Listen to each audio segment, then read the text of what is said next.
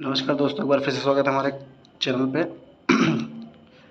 आज आपका paper mineral fertiliser and soil fertility management का है। इसके कुछ इंपॉर्टेंट क्वेश्चन हैं, एग्ज़ाम में ज़रूर फंसेंगे, उम्मीद करता हूँ। पहला क्वेश्चन है, अच्छी जल निकास वाली मृदा में उगने वाली फसलें नाइट्रोजन को किस रूप में लेती हैं? अच्छी जल निकास वाली मृदा में उगने वाली फसलें नाइट्रोजन को किस रूप में लेती हैं? तो नाइट्रेट रूप में रहती हैं। अगला आपका है, 60 केजी नाइट्रोजन की पूर्ति है तो कितनी यूरिया की मात्रा की आवश्यकता होगी? तो लगभग 150 केजी यूरिया की आवश्यकता होगी। अगला आपका है, केंद्रीय उर्वरता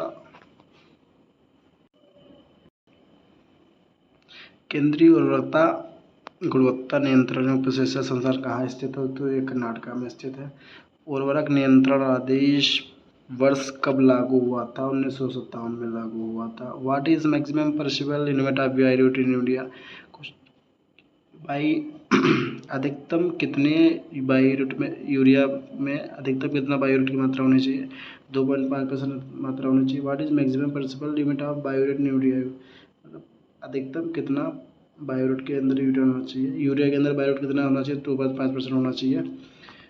ठोस उर्वरक को बुआई या बुआई से पहले खेत में फैलाने की क्रिया को क्या कहते हैं? ठोस उर्वरक को बुआई या बुआई से पहले खेत में फैलाने की क्रिया को क्या कहते हैं? बेसल ड्रेसिंग कहते हैं। सिंगल सुपर फास्फेट बनाने के लिए रॉक फास्फेट की किस क्रिया अम्ल से कराते हैं? सिंगल सुपर फास्फेट बनाने के लिए रॉक फास्फेट को क्रिया किस अम्ल से कराते हैं? तो H3PO4 से कराते हैं। H3PO4 से कराते हैं। H3PO4 से कराते हैं।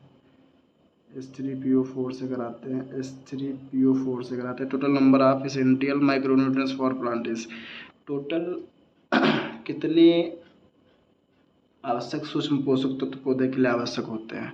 पौधे के लिए आवश्यक सूक्ष्म तत्व कितने होते हैं? तो 8 होते हैं। फेरिक, कोबाल्ट, जिंक, निकल, मोलिब्डेनम, बोरान, क्लोरीन और मैग्नीज।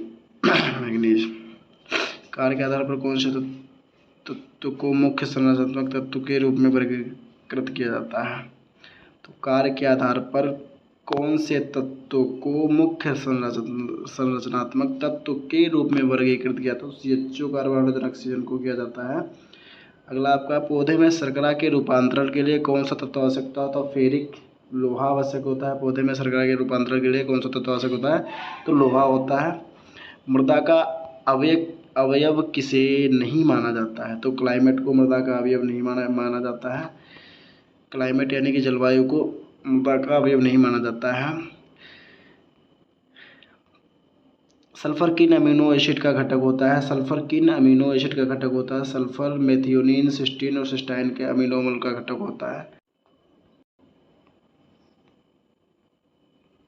कार्यात्मक पोषक तत्व शब्द किसने दिया था? तो डीजे निकोलस ने दिया था। कार्यात्मक पोषक तत्व शब्द किसने दिया था? डीजे निकोलस ने दिया था। व्हेन द एसेंशियलिटी ऑफ निकल वाज डिस्कवर्ड, निकल की आवश्यकता की खोज किसने की थी? निकल जो होता है तत्व, एक पोषक तत्व होता है, मैक्रो, इसकी खोज कब हुई थी? तो 1987 में हुई थी। मृदा में कौन सा आयन ज़्यादा गतिशील होता है? तो नाइट्रेट आयन ज़्यादा गतिशील होता है। हरी खाद को मिट्टी में किस अवस्था में पलटना चाहिए? तो हरी खाद को मिट्टी में फूल आने पर 40 से 45 दिन बाद फूल आ जाते हैं तब पलटना चाहिए।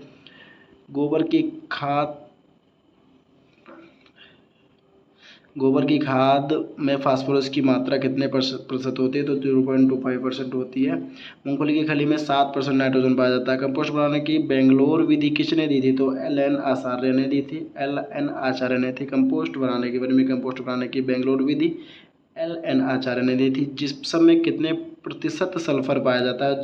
जिप्सम में 18.6% सल्फर पाया जाता है। जिप्सम में 18.6% सल्फर पाया जाता है। और INM इंटीग्रेटेड मैन्यूर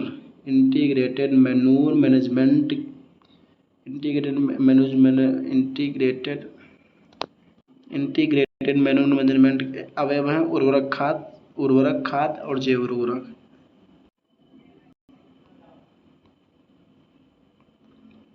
आनंद ने तथा स्टाउट ने आवश्यक पादप पोषक तत्व के कितने मापदंड दिए थे? तो 3 प्रकार के मापदंड दिए थे। आनंद तथा स्टाउट ने आवश्यक पादप पोषक तत्व के कितने मापदंड दिए? 3 दिए थे। द्वितीय आवश्यक पादप पोषक तत्व कौन सा है?